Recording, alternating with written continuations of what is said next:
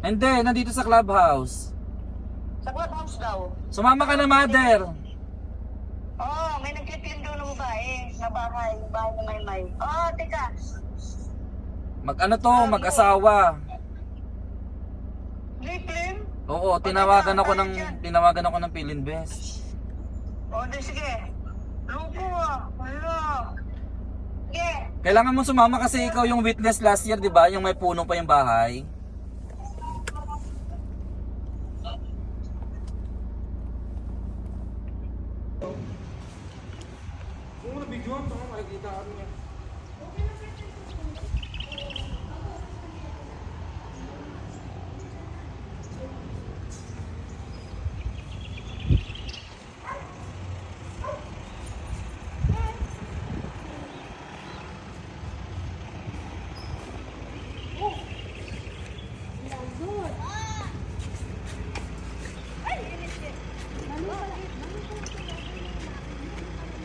Hindi daw yun yung bahay natin.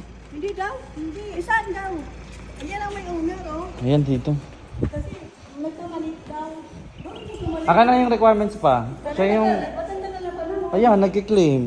Mag-asawa. Matanda na na panahon. Ano ba yan? O sabi mo nga pa. Dito ka. Ikasang kayo, te? Matanda ka na Saan kayo? panahon. Quezon City ho. Oh, Quezon City ba? Paano nangyari sa inyo yun? Ano yung sa inyo yun? Eh, yan ang pinaganuhan namin eh, nung nakahindi sa amin. Bakit? Ano ba yan? Hindi na ganda to ah. Relax na lang, relax na lang. Hindi po. Pwede yan siya. Hindi nga yata kayo tumitingin dyan sa bahay niya eh. Kami nakabalik-balik ka na lang eh. Eh, hindi mo pala alam. Ayun. Dito mo po muna kayo.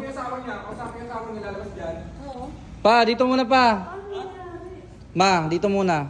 Papunta dito si engineer. Kaya nga, nagulat niya ako. Yung posible naman ilang years kami nag-aantay dyan eh. Tinawag niya din ako eh, gulat niya ako. Ano ba yan? Hindi maganda to ah. Relax na lang, relax na lang. Hindi po pwede yan siya. Talagang ang tagal namin nag-aano dyan ah. Ano? Gulat nga ako, mother. Ano po naman yun? Sige na, kasi anak niyo yan eh. Anak mo. It's a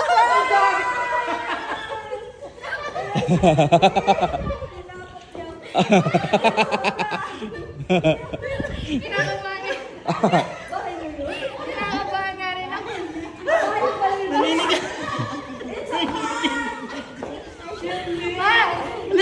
Bakit ba? Kaya pala nagkatudo siya eh. Ang ganda ng anak mo. Sa bahay ba ng anak mo yun? Anak mo?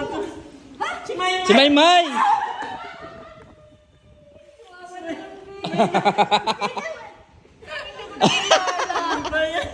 Sabi niya, bakit daw lang anak ko? Wala ka lang. Hindi ko nakilala. Naninikip yung dibdib ko. Babay, babay. Babay. Ano ba yan? Kaya sabi ko, nakakatinan daw. Hindi ko nakilala. Wala ko talaga. Ano eh, sabi ko. Ano naman. Kaya sabi ko, Eh, tagal na naghihirap. Pinaghirapan. hindi niya ba ako nakilala? Hindi ko nakilala siya. Sabi niya sa akin, bahay ng anak mo talaga yun? Akala ko anak mo siya. Ay, akin mo. Hoy, kilala mo ba yan, Tita May? Hindi ko siya nakilala, nagigigil ako siya. Kahit ako eh. Yun mo, Ako nagigigil ako eh. Naninikip na lang yung dibdib ko. Kinakabahan niya ako, baka nakatawa. Sabi, baka masampal yun. Eh, malapit na talagang mas nakupo eh. Ang hihi. Prank lang pala. Akala ko siya sa'yo. Di ba kaya? Hindi akala ko anak mo eh. Ano, Che? Akala ko anak mo rin. Hindi, kakarating ko sa... It's a prank. Ang galing ni ate mag-prank.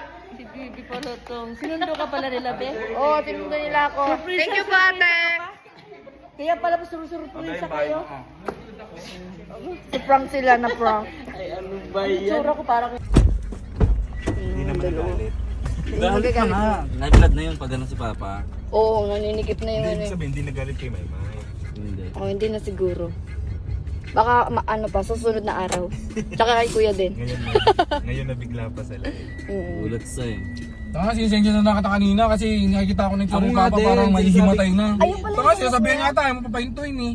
Hindi si Meme naman yung dinatay. Sabi ko kay may mic, signal. tanggalin mo na yung ano mo. Hindi, inaantay ko din kayo. Dapat tinanggal mo Mali na yung yung ano ikaw yung mo. magsasabi. Kaya nga, ikaw Hindi ko mag-ano. alam eh. Sabihin mo, ma'am. Mali yung pasok dito dun eh. Anak mo yan. Mali. Dapat tinanggal mo yung ano mo. Sabi Wala, ko, tanggalin mo na. Kasi tinatanong ko yung script ko eh.